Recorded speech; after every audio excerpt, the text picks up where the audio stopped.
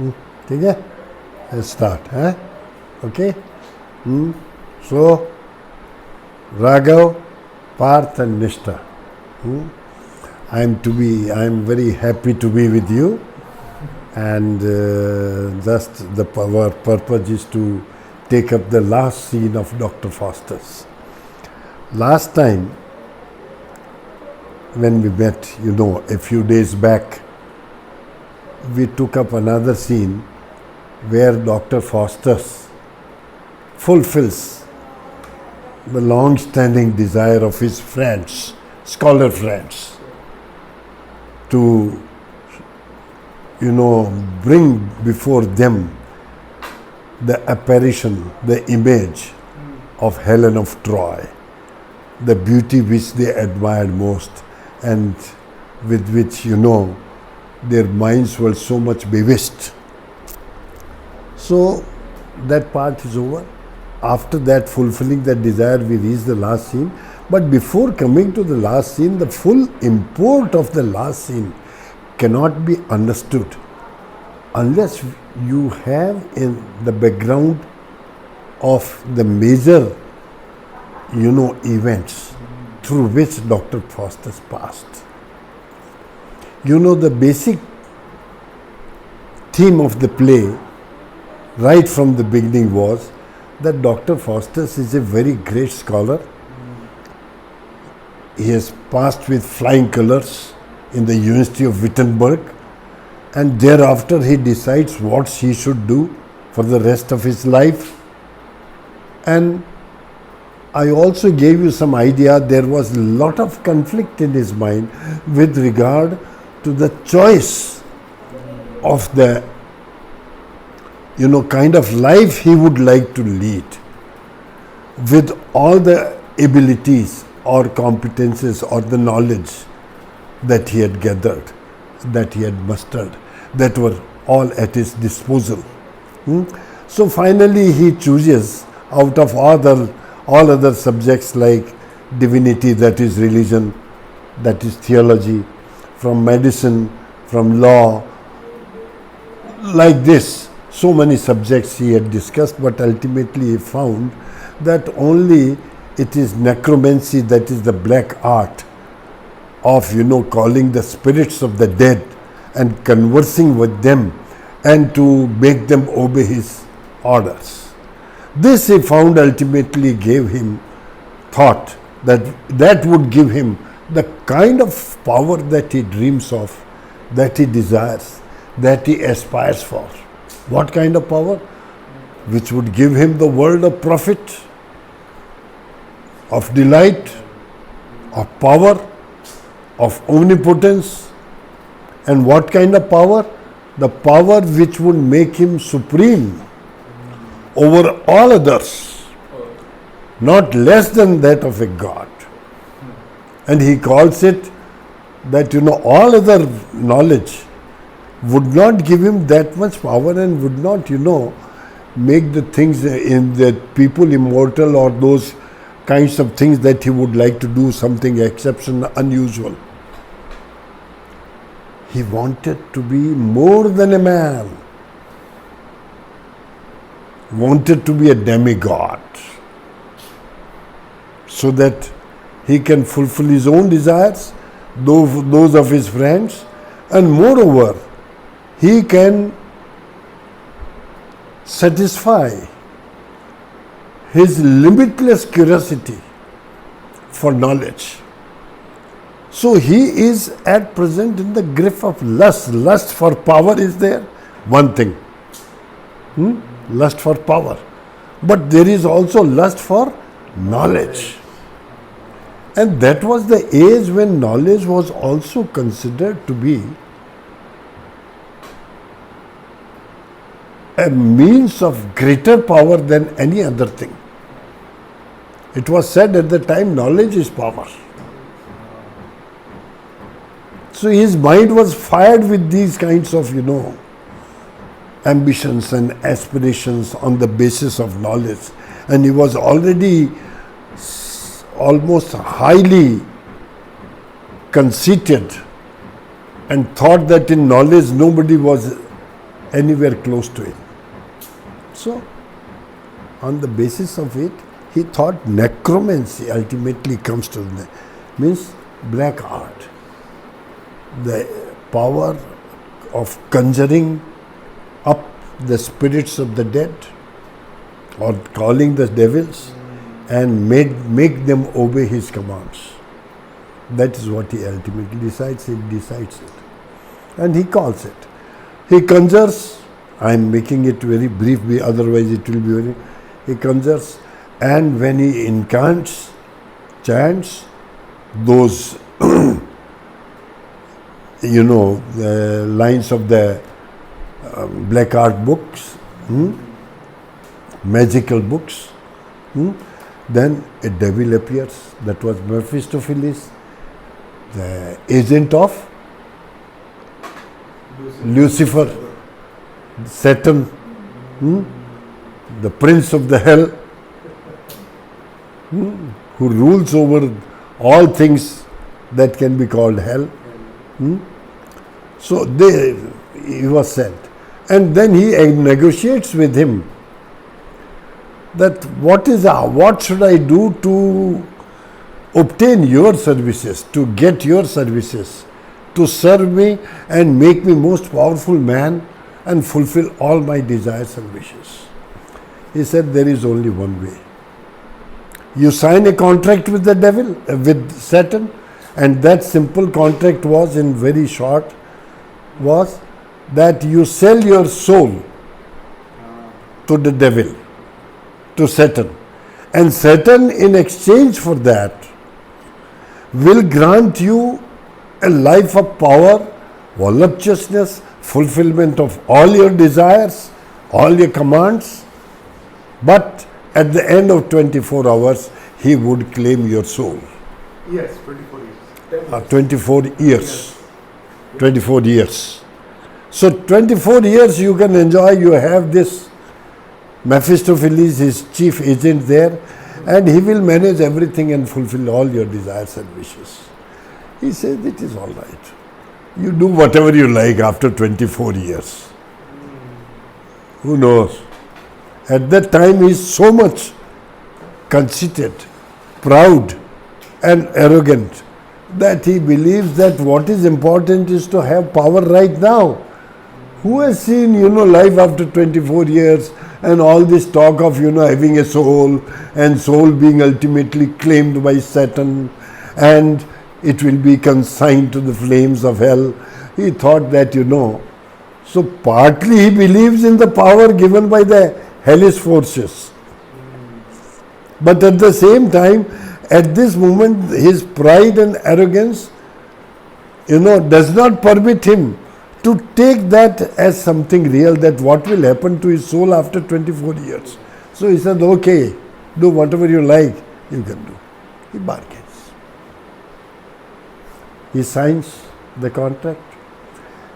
Mephistopheles serves him for 24 years, during which time he ruled, he enjoyed his life and impressed lot of people in Germany and Europe with his magical powers. Although in between he also sometimes his soul was troubled by the idea, as the time was passing, by the idea that ultimately my soul will be reclaimed and I will have to go to hell. So he partly believes, he dismisses in order to make himself comfortable, but time and again the disturbing thought of finally going to hell at the end of 24 years, at the end of the contract period, disturbs him, makes him miserable. So during this period, the period of conflict is this. He is told by some people to regret and even now come back and give up this satanic path. Short the practice. But then he has enjoyed the power so much that he thought that now he cannot go back. What about the sins that he had committed? while enjoying these powers. So already he has almost gone too far, and perhaps he has condemned himself irrevocably. So what comes in the way of turning back, going away from this path, and from regretting, from repenting, are two things. One, still unable to reconcile with the idea of relinquishing these powers which he was enjoying to the full. That is one thing. Why to give up these powers? What will happen later on? Then, second thing that prevented it from repenting was his own conviction that he has already gone too far along this path. He travelled so far that now even if he recants and goes back and repents, perhaps God will not accept him, only he is meant, or his future life was going to be ultimately governed by Lucifer, Satan, or evil. So these two things keep him away from that. Although repeatedly he has been thinking of this. Repeatedly these thoughts have come to him. So this is the period of intense suffering in a way. On the one hand he enjoys the powers, on the other hand he also suffers a lot and unable to decide. To the last moment, the dramatist keeps this door open, that whenever he regrets, he thinks of revolting against the authority of heaven. There is again a hope left by the dramatist that even now Faustus can go back. Will he go back?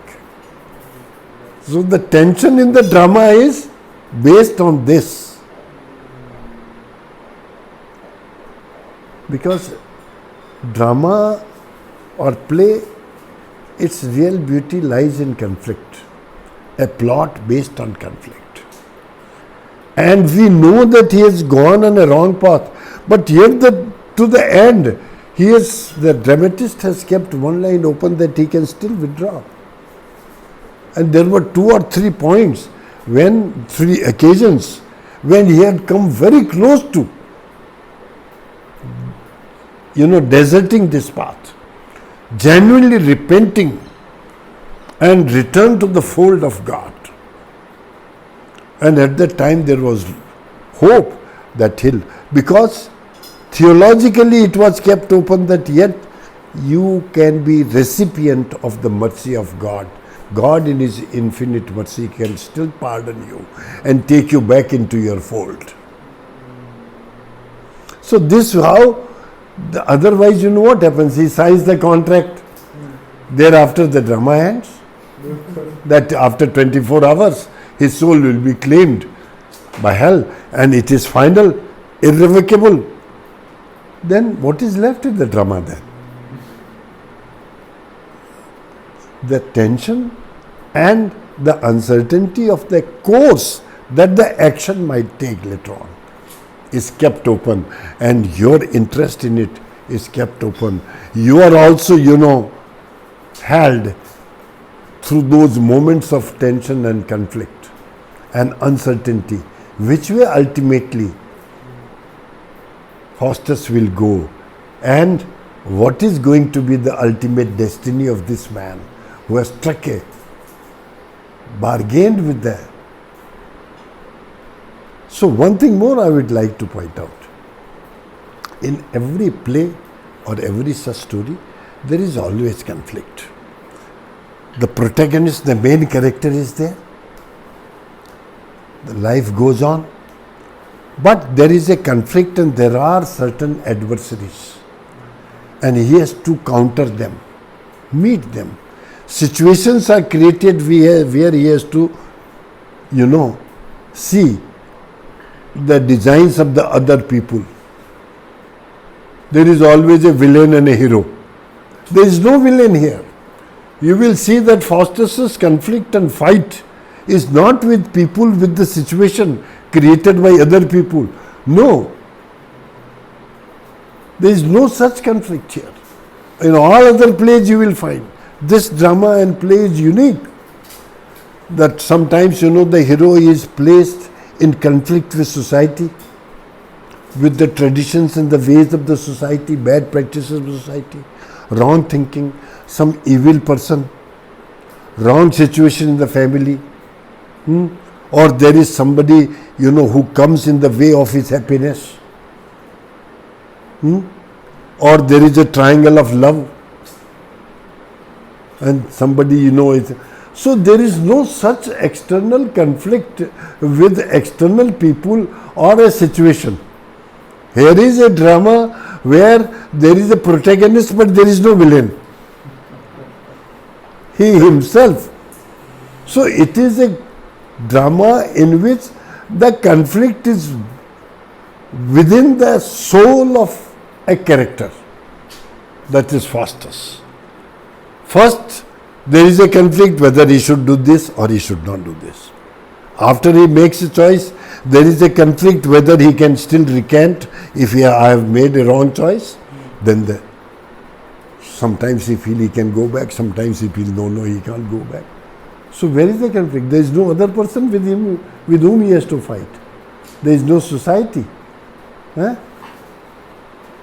Nothing comes in his way except his own self. So he fights not with the devil, he has invited the devil. And now he finds that he has been caught. He has been caught in a trap laid by himself. You can't hold anybody responsible here. In other places where there is a conflict, you can hold partly that, I should have done that and I did not do, and at the time I should have taken that step. And I was going, but he came in my way, and what could I do? No, he can't blame anybody. He can't blame society. He can't blame people. Or a villain. And villains are there in different forms. In the form of society, in the form of situation, suddenly the events take place. And you come into conflict with the consequences of those events. No. Here is a unique, a different play. The kind of theme with which others have not so far dealt. It is Marlowe who takes up a hero without a villain in front of him. He can't lay blame at the door of anybody else or anything else. So now, after all this period of conflict of going back or not going, and at the same time the period of enjoying the powers, now he gradually comes to the end. 24 years. 24 years. Just before that, he fulfills the desire of his friends by giving them the show of the spectacle of Helen of Troy. And he himself wants that Helen to be his paramour, a physical partner. Which ultimately with that, after that speech, that beautiful poem, he withdraws with Helen.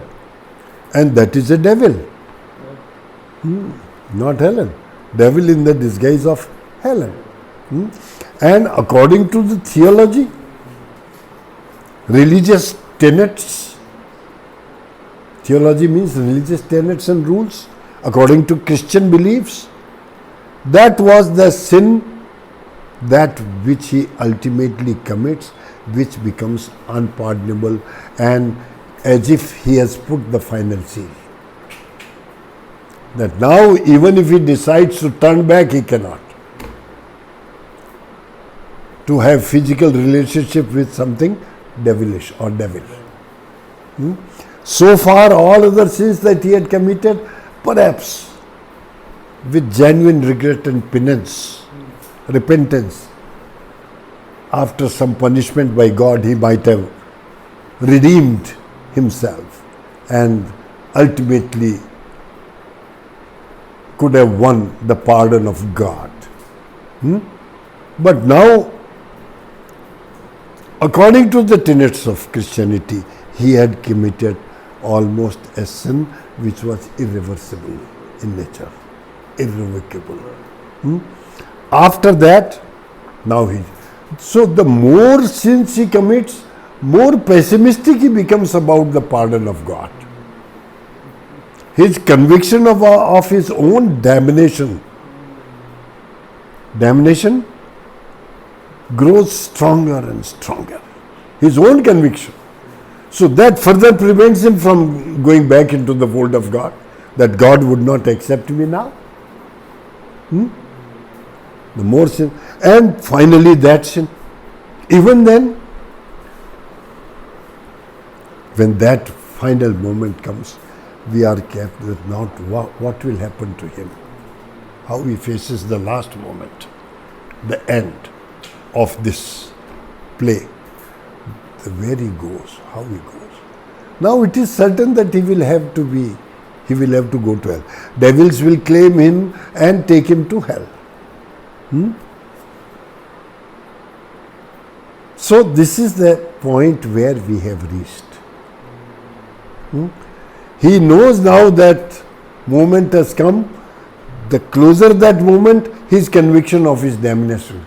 Formerly he was so proud and arrogant and he could laugh at this very idea that ultimately, devil will claim his soul finally and eternally. He could laugh.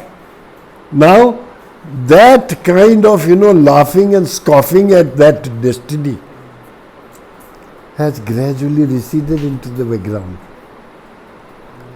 He is now overburdened with the most terrible idea of going to hell, and to what hell? From where he can never come out. That is still a greater tragedy. So, through this last scene that we are going to take up, the most disturbing running thread is this idea of damnation. Damnation means eternal suffering in hell. There will be no end to that. Otherwise you are consigned to hell for a while in proportion to the sins that you have committed. And thereafter perhaps you may come out of it. This is the generally ये भी तो concept होता है कि भाई तेरे को जैसे अपने धर्मराज युधिष्ठिर को कहा कि भाई तेरे एक आखिर झूठ बोला है तो तेरे को एक बार हेल में भी जाना तो पड़ेगा. तो गया वो बेचारे, उसको ले गए. तो फिर उसको तो in proportion to the sins और wrongs that you have committed. लेकिन ये तो अब जानता, now he knows that it is damnation. Damnation means no hope for redemption.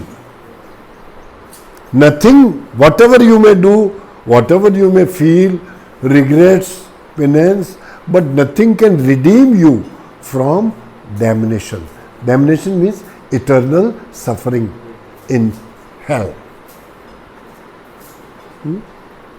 And hell may not be real or a place, but hell means condition of suffering. He has already given this idea also. What is hell? It will not be a place. Although he gives the idea of the hell. But that is idea of intense suffering only.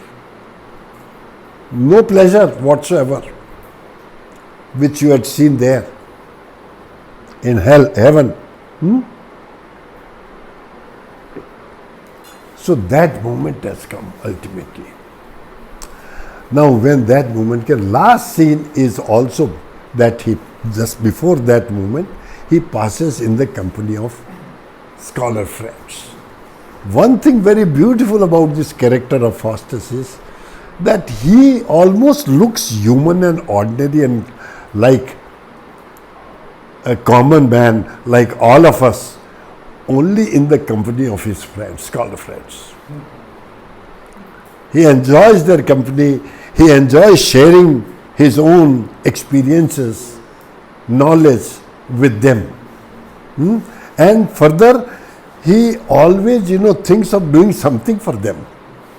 With all these powers, what can I do for them? And that is why, he granted them the desire of, seeing Helen of Troy. And he was happy that he had given that satisfaction. So in this last scene also see his concern for his friends, scholar friends. Now, निकालो इसको थोड़ा.